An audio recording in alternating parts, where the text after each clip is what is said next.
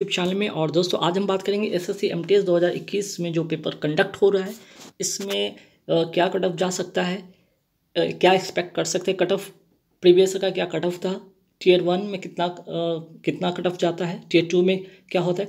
तो tier 1 tier 2 और यहाँ पे एमटीएस पेपर का जो है यहाँ पे एक्सपेक्टेड कट ऑफ क्या हो सकता है, इस पर बात करेंगे। ठीक है, तो आइए यहाँ पे देखते हैं कि एसएससी एमटीएस 2021 में क्या कट ऑफ जा सकता है, पहला चीज़। दूसरा कि एसएससी एमटीएस 2000 जो आपका पहले वाला 2019 का जो कट ऑफ था, जो कि आपको 2020 वाले जो रिक्रूटमेंट है जो अभी पेपर 2021 में हो रहा है उसमें आपको बेनिफिट मिलेगा कि आपके इसके अकॉर्डिंग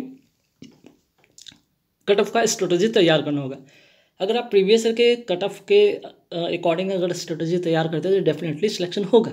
ठीक है, तो यहाँ पे सारे स्टेट के बारे में बात करेंगे। ठीक है, सारे स्टेट के बारे में बात करेंगे जिसमें कि आपका पेपर 1 और पेपर 2 के बारे में बात करेंगे।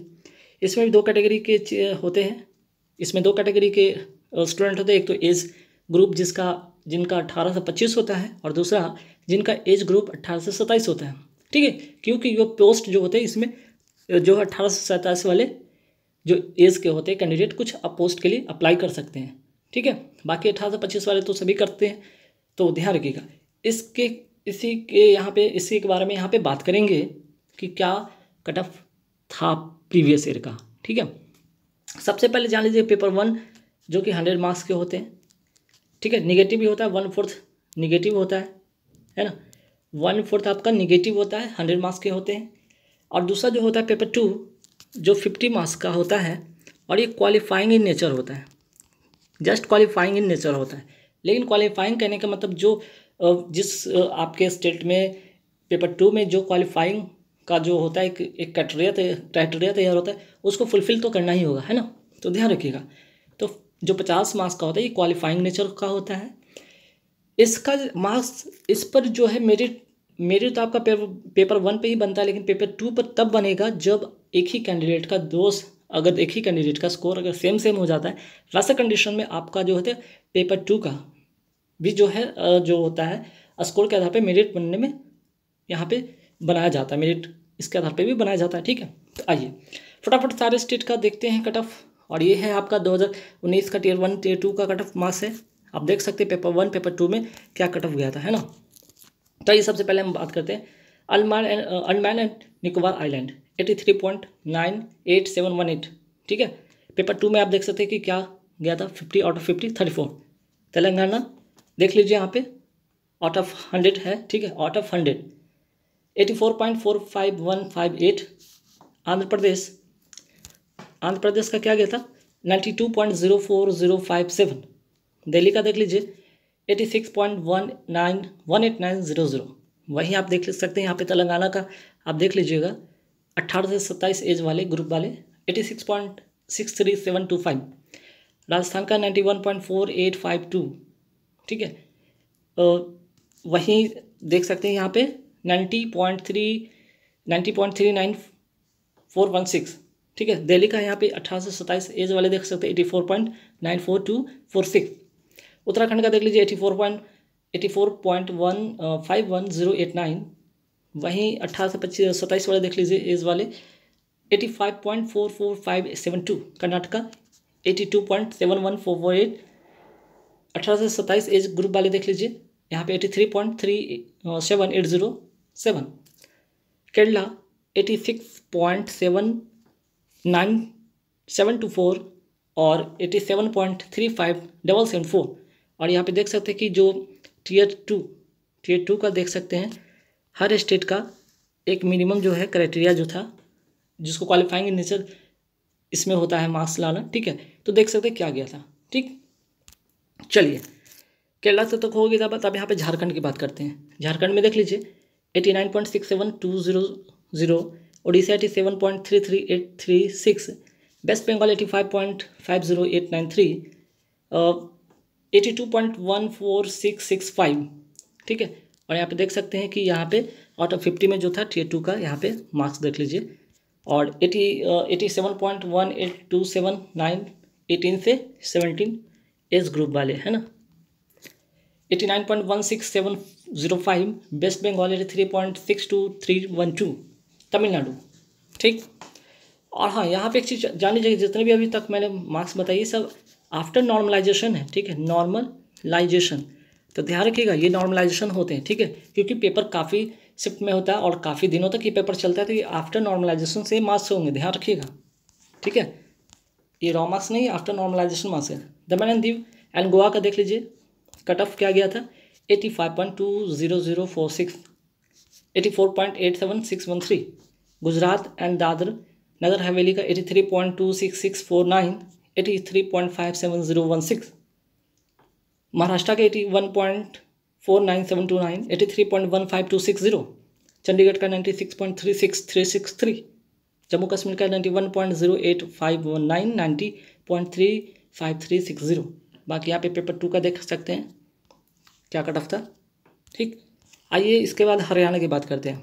हरियाणा, हिमाचल प्रदेश 99.21501, हरियाणा का 97.87635, हिमाचल प्रदेश का 91.31911, 95.04818, पंजाब का 93.45806, बिहार का देख लीजिए 89.96596, 89.51658, यूपी 86.98041, 85.84690, असम का 84.2952 और 84.45707।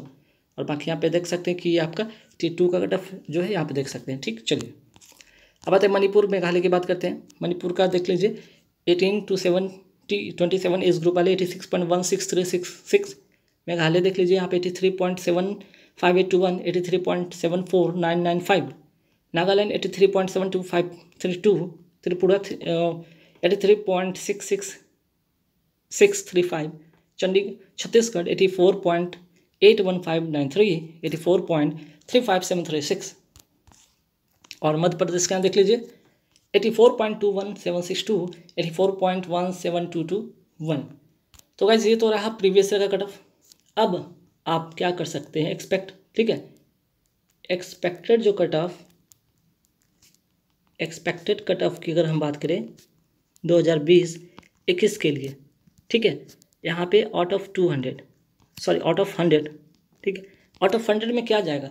और आफ्टर नॉर्मलाइजेशन मैं पहले ही बता दें, तो आफ्टर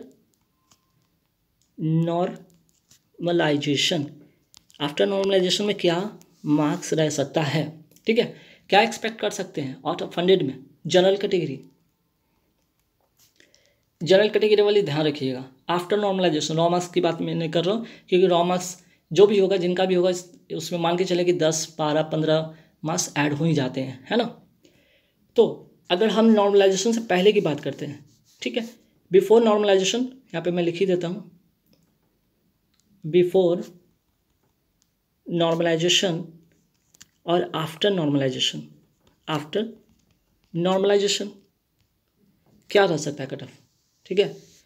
तो देख लीजिए general category, OBC category, EWS, SC और ST, ठीक है। अब यहाँ पे देख लीजिएगा जनरल कैटेगरी, अगर जिनका भी अगर 70 आ रहा है, ठीक है, 70 के आसपास में आ रहा है जनरल कैटेगरी। ओबीसी अगर जिनका 65 के आसपास में आ रहा हो, EWS का अगर मान लीजिए कि 62 के आसपास में आ रहा हो, इनका SC वाले का अगर 50 अगर 8 के आसपास में आ रहा हो, और ST वाले 55 के आसपास में आ रहा हो, ये हो गया बिफोर नॉर्मलाइजेशन, ठीक है, ये हो गया बिफोर नॉर्मलाइजेशन। जनरल कैटेगरी 70 के आसपास में आ रहा हो, ओबीसी 65 के आसपास में आ रहा हो, EWS 62 के आसपास में आ रहा हो, SC 58 के आसपास में आ रहा हो, ST 55 के आसपास में आ रहा है। तो यहाँ से ध्यान रखिएगा, एक चीज़ ध्यान रखिएगा, यहाँ से आपको आफ्टर नॉर्मलाइजेशन 15+ मार्क्स बढ़ सकते हैं, 15+ मार्क्स बढ़ सकते हैं।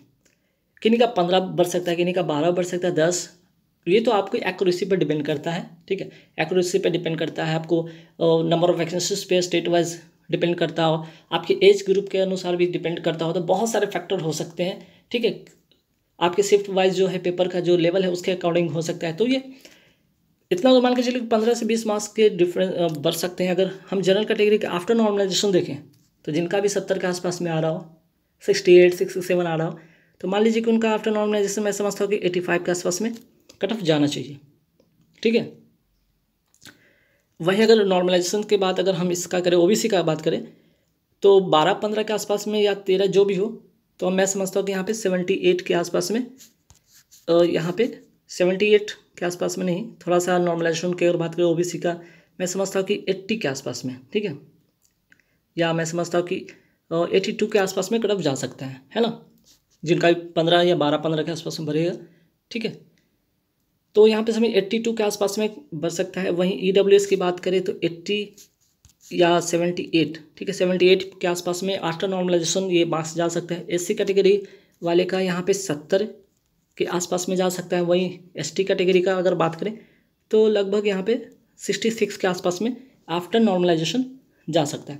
तो ध्यान रखिएगा, आफ्टर नॉर्मलाइजेशन में आपका 10, 15, 20, ठीक है, ये मार्क्स बढ़ सकते हैं। ये डिपेंड 2-3-4 फैक्टर पे पड़ सकता है। पहला कि आपका एक्यूरेसी, सबसे इंपॉर्टेंट एक्यूरेसी।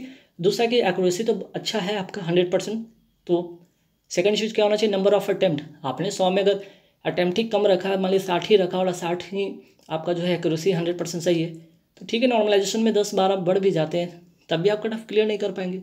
लेकिन वही अगर आप नंबर ऑफ अटैम्प्ट थोड़ा ज़्यादा रखेंगे तो डेफिनेटली आपका जो आफ्टर नॉर्मलाइजेशन और 100% एक्यूरेसी के कारण वो सिलेक्ट हो जाएंगे आप।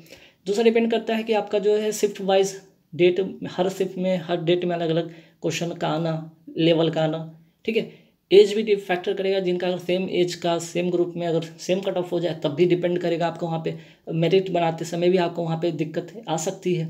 जिनका मान लें कि 100 में किन्हीं का 80 आ रहा है, 2 लोगों का, और एज सेम है, ठीक है, तो मीन्स की एज सेम नहीं, मीन्स की कह सकते हैं यहाँ पे कि दो लोगों का सेम नंबर आ रहा है, एज के अकॉर्डिंग जिनका एज ज़्यादा उनको मेरिट में आधार पर उनको पहले लिया जाएगा। इसी की तरफ बहुत सारे फैक्टर हो सकते हैं, ठीक है। हालांकि नॉर्मलाइजेशन का तो फंडा डेफिनेटली यहाँ पे एग्जैक्ट नहीं बता सकते, लेकिन हाँ इतना मान के चले कि 10, 15, 20 मार्क्स बढ़ ही जाते हैं, है ना। 10 भी बढ़ सकते हैं, 15 भी बढ़ सकते हैं, 20 भी बढ़ सकते हैं। ये कोई नहीं कह सकता किसको कितना मिल सकता है। किसी किसी का हो सकता है कि नॉर्मलाइजेशन में नंबर ही ना मिले, किन्हीं किन्हीं का ये भी हो सकता है कि नॉर्मलाइजेशन के बाद और नंबर कम जाए, तो बहुत सारे फैक्टर हो सकते हैं। लेकिन हाँ एक्यूरेसी जिनका बढ़िया होगा उनका डेफिनेटली मान के 10 से 15 नंबर बढ़ेंगे, ठीक है। तो जिनका भी पेपर दे रहे हैं, जो भी पेपर आज से दे रहे हैं, उनको ऑल द बेस्ट करेंगे, बढ़िया करेंगे, एक्यूरेसी मेंटेन करेंगे, नंबर ऑफ अटैम्प्ट ज़्यादा रखेंगे, नंबर ऑफ अटैम्प्ट ज़्यादा, एक्यूरेसी बढ़िया करेंगे, डेफिनेटली होगा। पेपर 2 का तैयारी करेंगे, ठीक है। तो पेपर 2 आपका बता रहा है कि यहाँ पे नॉर्मलाइजेशन, यहाँ पे क्वालिफाइंग नेचर का है, फिर भी उसका जो क्राइटेरिया होता है अपना वो फुलफिल करना ही पड़ेगा। अगर ध्यान रखिए, अगर कोई 2 कैंडिडेट का सेम स्कोर आ जाता है तब वहाँ पे मेरिट बढ़ाने में इसका योगदान होता है पेपर 2 का। हालांकि इसका जो मेरिट में बहुत ज़्यादा रोल प्ले नहीं होता है, सिर्फ पेपर 1 का ही होता है, उसी के आधार पे ये बनता है, ठीक है। तो बहुत ही आसान प्रक्रिया के साथ ही सिलेक्शन होता है पेपर 1, पेपर 2। पेपर 1 दीजिए, 2 में ऐसे लेटर लिखिए, DV दीजिए, डॉक्यूमेंट वेरिफिकेशन दीजिए, और फाइनल सिलेक्शन तय है, ठीक है। और हाँ, ये कट ऑफ की बात करें तो ये हर स्टेट का जो है थोड़ा सा कट ऑफ डिफरेंट करेगा। अगर आपने प्रायोरिटी दे रखा है, ठीक है, आपने हो सकता है कि बहुत सारे प्रायोरिटी में आपने प्रायोरिटी के आधार पे बहुत सारे स्टेट को मेंशन किया है, तो हो सकता है कि आप सपोज कर लीजिए कि आप दिल्ली के लिए आप अप्लाई किए थे, हो सकता है दिल्ली में आपका कट ऑफ 80 गया हो और आपका जो आ रहा है 78 गया है, ठीक है।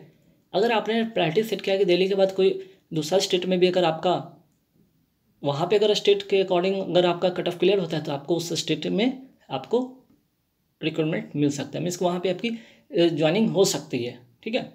दिल्ली बोर्ड से अगर मीन्स कि दिल्ली स्टेट से आपने अप्लाई किया तो वहाँ का कट ऑफ अगर आपके कट ऑफ से ज़्यादा है तो दूसरे स्टेट में अगर आपका कट ऑफ मैच करता है तो आपको वहाँ पे सिलेक्शन हो सकता है। इस बात पे ध्यान रखिएगा।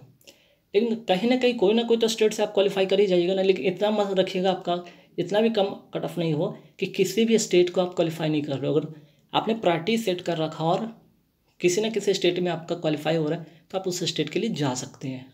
गाइस, तो इस वीडियो पे इतना ही। ऑल द बेस्ट, सभी को अच्छा से पेपर दीजिए, अच्छा करके आए।